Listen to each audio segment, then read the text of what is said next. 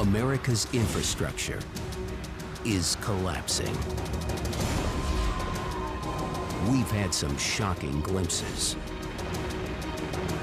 The levees in New Orleans, the interstate bridge that went down in Minneapolis, the massive East Coast blackout of 2003.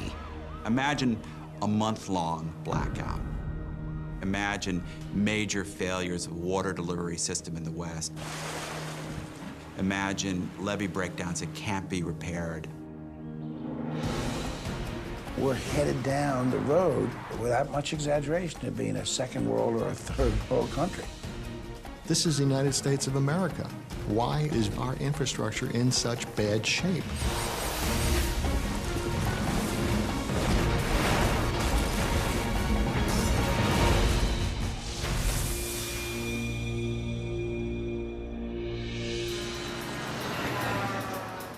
Infrastructure.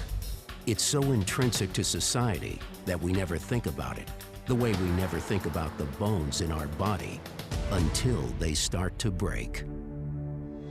Mesopotamia, the Incas, the Indus Valley, all of those societies started with dikes and levees and agriculture and roads, and without that, humans would never have risen above the hunter-gatherer status. Bad things happen when an empire allows its infrastructure to decline.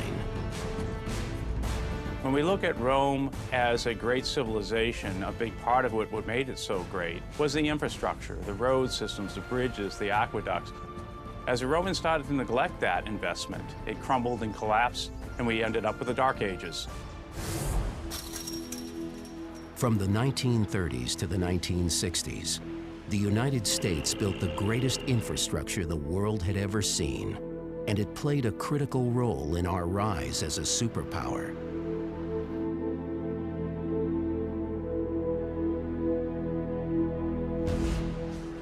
That whole build-out is reaching the end of its life cycle and groaning under loads it was never supposed to handle. Design flaws, not enough money, normal corrosion, and decades of deferred maintenance have conspired to break America's infrastructure down.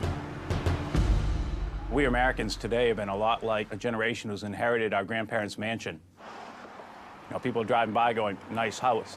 But when you go inside it, it's falling apart.